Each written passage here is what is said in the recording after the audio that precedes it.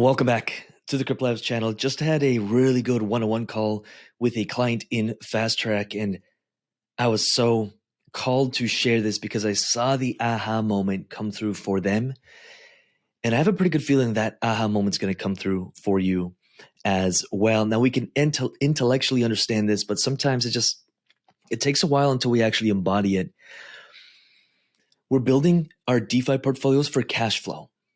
Basically, his concern was like, oh, my portfolio dropped a lot, I think by 8 or 9% over the last couple of days for him. So whatever it was, let's just say it was a 50K portfolio. Let's just say it's now worth 42 or 45 or whatever.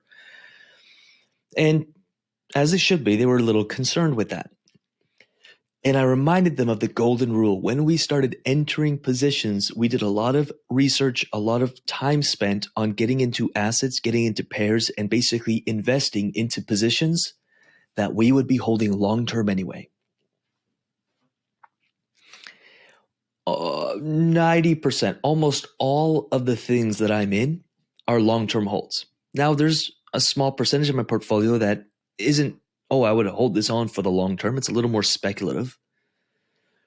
And people hear that, but they still make 90% of their portfolio all speculative plays because they're just chasing high APYs, and then they wonder why their portfolio drops by 50%. It's greed. I see it over and over. Someone's even winning, and they're like, okay, I want more. And they keep getting greedier and greedier and greedier and keep getting more into speculative plays. I sleep very well at night. As you can see, Bitcoin is down another 3% today. I sleep very well at night with my portfolio. I've seen it drop $80,000 in just 24 hours.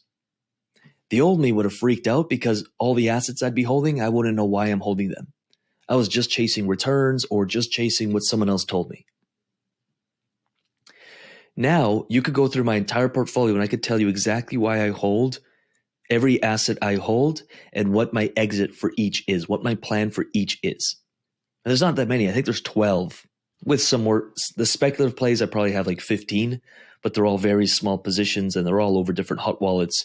But if you talk to me about my core portfolio, I could tell you each position, what I'm looking for, price-wise, when I start to exit, what my overall plan is. I know what they're doing. I know what they're building. I know the problem they're solving.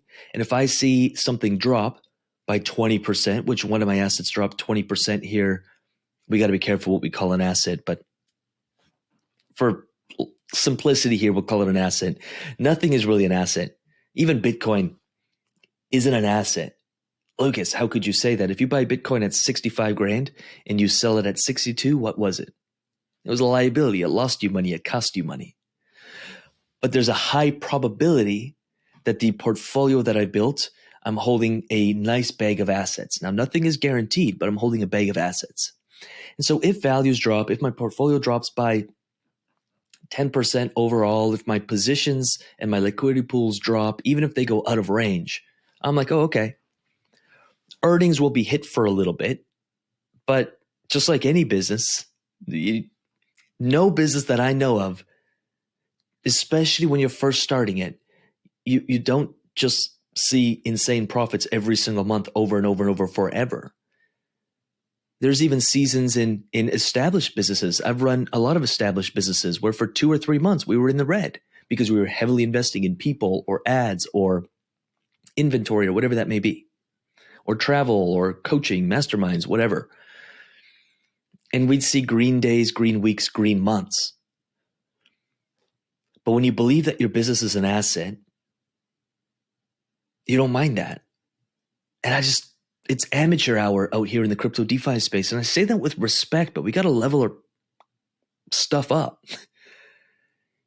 Because it's easy to say, oh yeah, DeFi as a business, I'm treating my DeFi portfolio like a business. It's easy to say that. But when stuff hits the fan, who are you at that moment? Who are you? How do you show up when things aren't green? Oh, so you didn't actually see your business, your DeFi as a business. You saw it as a speculative gamble, hoping to get rich by it. As long as the golden rule, as long as you hold assets that you believe in, that you've researched, that you would hold long-term, you're fine. There's literally nothing to worry about. As long as the fundamentals remain the same. If the fundamentals of a project start changing, if some new information comes in that we didn't know when we invested, now we can make a different decision and we might have to cut our losses at times. But it's the greed. It's the greed, and I see it. Even the best get greedy, and then they wonder why they lose a ton of money and they're no further ahead.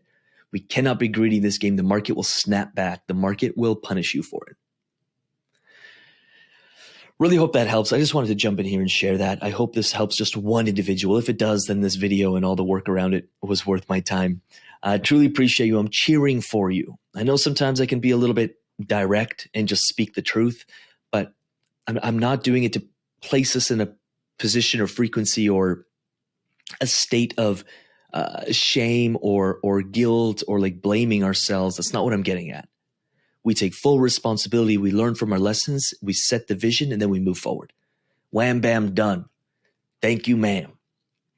Appreciate you. What I'll do is I will leave some more videos for your viewing pleasure. Spend a few hours on this YouTube channel and study some of this stuff. If you spend an hour or two on this channel, click some of the top videos, check them out. It will serve you. You will pick up at least one thing. Even if you don't like me and my delivery, I challenge you to lean into that. You'll probably pick one thing up. And that one thing up can be worth a lot of money to you, and it's free. So subscribe, like this video, lean into this stuff. I'm cheering for you so damn hard. I'll leave the videos here and here and here and here. With that said, I'm going to get out of here. Appreciate you. Peace.